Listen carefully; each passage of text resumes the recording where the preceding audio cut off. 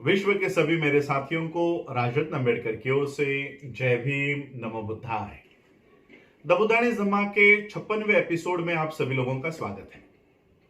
हम लोग द बुद्धाइज धम्मा के बुक 3 का अध्ययन कर रहे हैं। बुक 3 यानी what the Buddha taught, Buddha की शिक्षाएं क्या है। और आज से हम इस बुक 3 का पार्ट 5 की, ये बुक 3 का आखिरी पार्ट है, पार्ट 5 व्हाट इज सद्धम्म, इसकी हम शुरुआत करने जा रहे हैं। व्हाट इज सद्धम्म का मतलब है कि सद्धम्म क्या है। ये पार्ट 5 4 सेक्शंस में बटा हुआ है और हर सेक्शन के 3 चैप्टर्स है। पहले सेक्शन के 2 चैप्टर्स है, बाकी सारे सेक्शंस के 3-3 चैप्टर्स है। तो कुल मिला के पूरा पार्ट 5 ये 11 चैप्टर्स से भरा हुआ है। तो आज हम इसके फर्स्ट सेक्शन को देखने जा रहे हैं, पहले खंड को देखने जा रहे हैं। पहले सेक्शन का नाम है द फंक्शंस ऑफ सद्धम्म। सद्धम्म के कार्य, सद्धम्म का काम क्या है। और इसका पहला चैप्टर है, पहले चैप्टर का नाम है to cleanse the mind of its impurities. मन के अशुद्धता को शुद्ध करना यह सद्धम्म का पहला कार्य है। तो चलिए इस चैप्टर की शुरुआत करते हैं। एक बार तथागत बुद्ध ये कौशल देश में विहार कर रहे थे और कौशल देश के राजा प्रसन्नजी ये तथागत बुद्ध को मिलने आए। अपने रथ से उतरकर तथागत बुद्ध को आदर युक्त उन्होंने वंदन किया और दूसरे दिन, अगले दिन तथागत बुद्ध को नगर में आने का, शहर में आने का और उनका आदरातिथ्य स्वीकार करने का निमंत्रण दिया, ताकि शहर के लोग, नगर के लोग तथागत बुद्ध का दर्शन कर सके, नगर के लोग तथागत बुद्ध के धम्म के सिद्धांतों को जान सके और तथागत बुद्ध में उनका विश्वास, नगर के लोगों का विश्वास कायम हो। और फिर दूसरे दिन तथागत बुद्ध नगर में पहुंचे। चौराहा पार करके वो अपने जगह पर पहुंचे जहां पर राजा प्रसन्नजीत ने उनकी व्यवस्था की थी, वहां पर पहुंचे। अपने आसन पर बैठने के बाद उन्होंने भोजन ग्रहण किया। हाथ धो चुकने के बाद राजा प्रसन्नजीत ने तथागत बुद्ध से विनती की कि आप अपनी धम्मदेशना, आप अपने सिद्धांत नगर के लोगों को वहां पर वो सिद्धांत समझाए। ये सारा ये धम्मदेशना या प्रबोधन का काम चौराहे पर चल रहा था और हजारों लाखों की संख्या में वो नगर के लोग तथागत बुद्ध की धम्मदेशना सुन रहे थे। और फिर इसी चौराहे पर तथागत बुद्ध ने राजा प्रसन्नजीत के विनती पर उनकी धम्मदेशना को शुरुआत की। राजा प्रसन्नजीत के विनती पर अपने धम्मदेशना को उन्होंने शुरुआत करने के बाद उस भीड़ में 2 व्यापारी थे।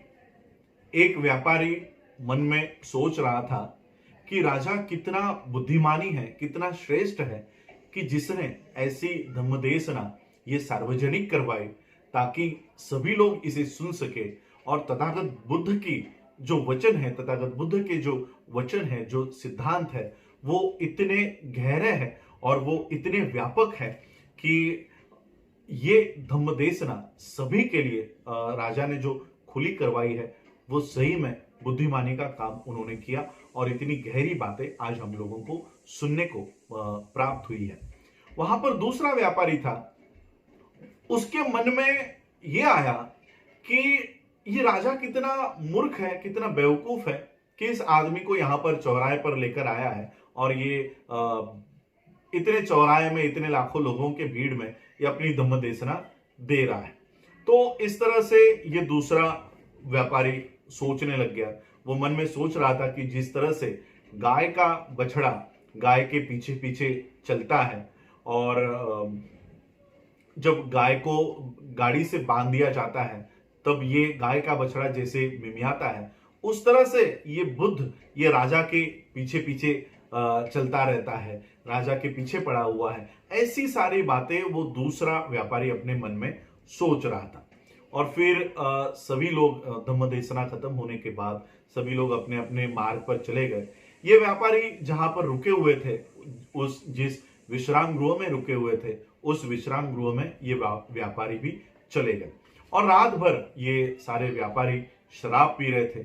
जो पहला व्यापारी था जो ये सोच रहा था कि राजा कितना बुद्धिमानी है और जिसने तथागत बुद्ध के धम्म देशनाओं को, सिद्धांतों को अंगीकृत कर लिया था, ये व्यापारी तथागत बुद्ध के वचनों से, सिद्धांतों से वो नियंत्रित हो चुका था, संयमित हो चुका था, इसलिए वो शराब और नशीली चीजों का सेवन वो नहीं कर रहा था। तो दूसरी ओर जो व्यापारी ये सोच रहा था कि राजा कितना मूर्ख है जो इस आदमी को यहां पर लेकर आया है, तो वो उसकी दुष्टता ने उसको रात भर पीते रहने की प्रेरणा दी और वो तब तक पीते रहा, वो तब तक शराब का सेवन करते रहा जब तक वो बेहोश होकर गिर ना जाए और फिर विश्राम गृह के नजदीक ही वो रास्ते पर ही सो गया।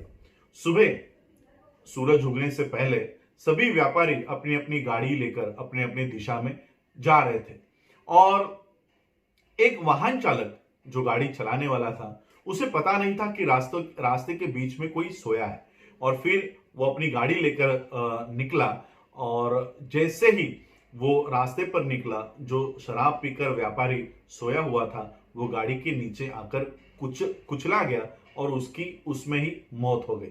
और जो पहला व्यापारी था वो दूर किसी देश में पहुंचा और उस देश में एक पवित्र प्रथा हुआ करती थी और वो ये व्यापारी उस देश में पहुंचने के बाद उस पवित्र घोड़े ने इस व्यापारी के सामने आकर घुटने टेक दिए और इस प्रथा के अनुसार वो राजा का उत्तराधिकारी चुन लिया गया और सिंहासन पर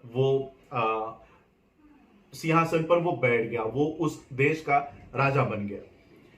ये व्यापारी इन घटनाओं को सोच रहा था कि किस तरह से ये विचित्र घटना उसके साथ घटी।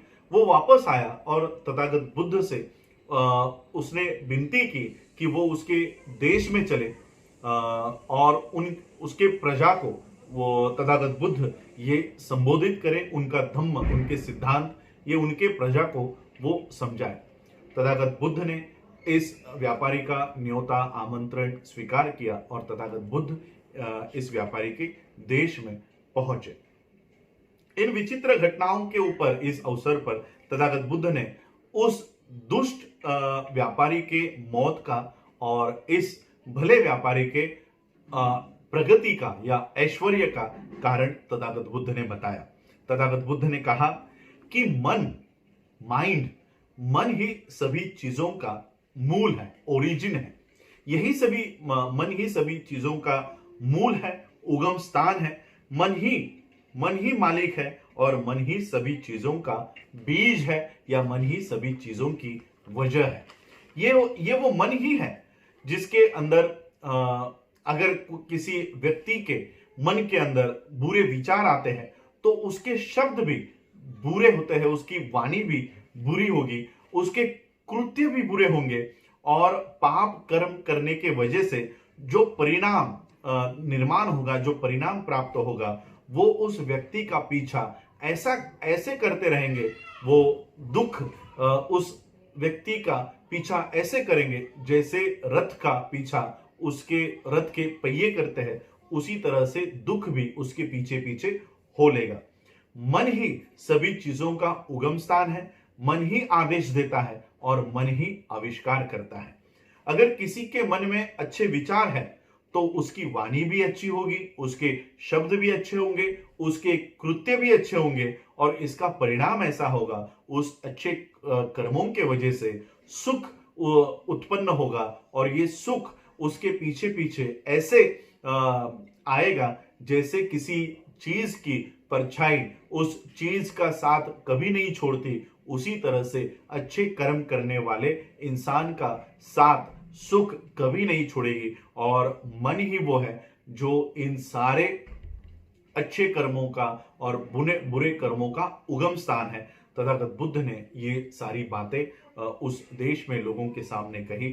तथागत बुद्ध के इन उपदेशों को सुनकर राजा, उसके मंत्रीगण और अनगिनत लोग परिवर्तित हो गए और तथागत बुद्ध के सारे अनुयायी बन गए। और इसी तरह से मन के ऊपर तथागत बुद्ध ने प्रवचन किया कि मन ही सभी चीजों का उगम स्थान है। इसे किस तरह से प्योर करना है, अशुद्धता से शुद्ध करना है, ये तथागत बुद्ध ने इन धम्म प्रवचन में सभी लोगों को बताया। और यही है फंक्शंस ऑफ सद्धम्म। सद्धम्म के कार्य का पहला काम यह है कि मन के अशुद्धता को शुद्ध करना, मन के मैल को दूर करके उसे शुद्ध करना, यही सद्धम्म का पहला काम है। यही फर्स्ट चैप्टर है। आज आप लोगों ने मुझे सुना, उसके लिए आप सभी लोगों का आभार, धन्यवाद। जय भीम, जय भारत, जय बुद्ध।